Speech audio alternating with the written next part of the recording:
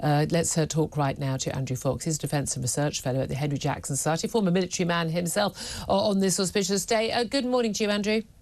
Hi, Julia. Thank you very much, Steve, for joining us. We're running a little bit late, so I want to talk to a couple of our callers getting in touch. 0344 499 1000 is a number to call to have your say, but very interesting that they were saying, you know, they think that Ukraine, you know, we should back Trump in getting Ukraine to the table, negotiating table with Russia, and lots of concern or hope, depending on how people look at it, about Donald Trump basically saying, we understand in a phone call to Putin, you know, basically, you know, don't push your luck, but also talk about rolling back support for Ukraine to get them to the table. What do you make of that? Strategy is a really tricky one, and I don't think we've had a really good few years of strategy when it comes to Ukraine. So you start with a goal, which is, as Phil said just a second ago, is political, and then you come up with a rational course of priorities, and then you attach resources to those priorities to achieve that political aim. And where we are at the moment is we don't have the resources on the ground to drive Russia from the battlefield or achieve a decisive result. So something needs to change in our strategy, and it goes one of two ways, I suspect. We either uplift what we're giving to Ukraine, or we force the Ukrainians to the negotiating table, and we run very hard into realpolitik here. I'm with you. I would like to see NATO aircraft in the skies driving Russia back to where they belong, but that doesn't appear like it's going to happen. And my sense is that there will be a sort of forced negotiation of some kind once Trump gets in January. I mean, again, and that will be almost near the 3-year anniversary.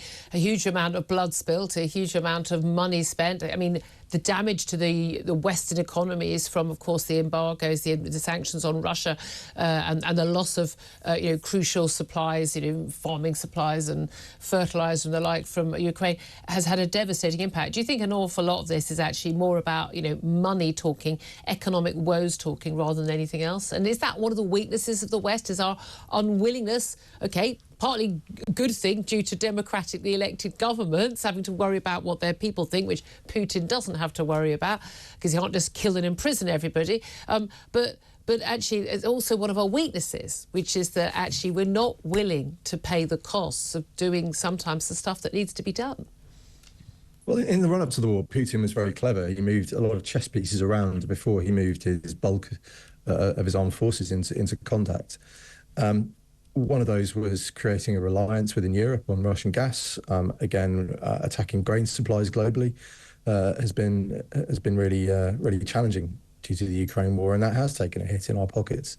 Not to mention the fact that giving a lot of military equipment to Ukraine is expensive. Yeah. And yes, we've cleared out the bottom shelves of our quartermaster stores, and we've kind of got rid of everything that we don't particularly want, and the higher end stuff perhaps hasn't been as forthcoming. But it still is expensive, and that's you know, it's down to Western leaders to make a choice. What do they value more, the hard cash value of what they're giving Ukraine, or potential instability in Europe in years to come? You know, put a money value on it and take your choice. What do you think that Donald Trump will actually do? Because what he says and what he does are often very different things when it comes to Ukraine and aid for Zelensky. Do you think Zelensky, who has been a magnificent sort of campaigner for his own country, the charm offensive, which began, you know, within seconds of it looking like a Trump victory in the elections last week, you know, the tweet congratulating him and the like, do you think Zelensky may be able to persuade, cajole, charm him? Do you think there's going to be pressure from Republicans in Congress or Donald Trump's advisors? What do you think will actually happen? A lot of it will depend on who Trump appoints. We know that his vice president-to-be, J.D. Vance, has made distinctly anti-Ukrainian noises in the past. And it's a real challenge for the Republican electorate as well. They have been the main target of Russia's information operations in this war. Convincing them that Zelensky is spending American taxpayer money on yachts, fancy cars and fur coats for his wife, whilst Americans pay more at the gas pump and in the supermarket. And it's been very, very effective. And I've got friends in America who've been, you know, affected by this disinformation storm. So Trump's going to face electoral pressure, but he doesn't have to be re-elected. He's not going to run again. So that kind of pressure might be off him slightly in that sense. But he'll certainly face some congressional pressure. His own vice president has made his position very clear. And so it's going to come down to essentially what Trump's closest advisors advised him to do. Yeah, indeed. And just on defence spending, John Healey, the Defence Secretary, has been out and about today, and there's lots of talk about, when is the government actually going to deliver its pledge without a date of hitting 2.5% of GDP military spending. The Tories had got up to 2.3%, but realistically, neither of those figures even touches the side of what we need to spend, does it? No, UK defence has been catastrophically underfunded for the last 20 years almost. They're still paying the price from having to go to the Treasury and beg, steal and borrow money for essential mission equipment in Afghanistan. And we know full well that the Treasury is not particularly interested in defence. So we don't have a Navy that can deploy. We don't have an armoured division, and the RAF has but a slack handful of planes. We're in a dire state, and it's even throwing money at the problem isn't going to fix it because we can't recruit at the moment. So we're in real trouble on the defence front. Indeed. And on this day, of course, when we are it's Armistice Day, we are paying tribute to fallen heroes. And of course, we had Remembrance Sunday yesterday. Right now, Keir Starmer and Emmanuel Macron, they've been in Paris together. They laid a wreath at the Tomb of the Unknown Soldier at the Arc de Triomphe and the Winston Churchill statue in Paris as well as part of those commemorations.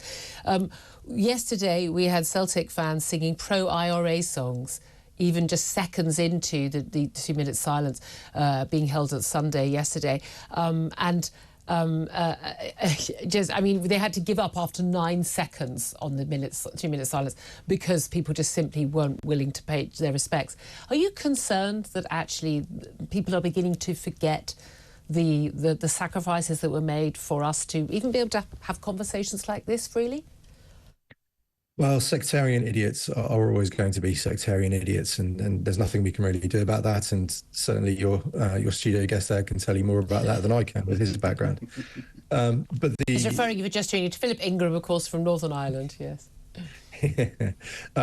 But yeah, the response I've seen generally, though, has been fantastic. I was in town yesterday and I saw the parade that the Royal Military Academy Sandhurst put on.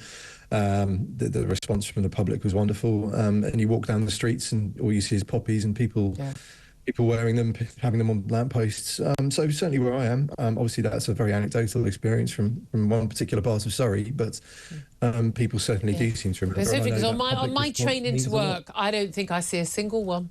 Not a single one every day. I haven't seen a single one for the last couple of weeks. It's extraordinary. Andrew Fox, always so good to talk to you. Thank you so much for joining us. Defence and Research Fellow at the Henry Jackson Society.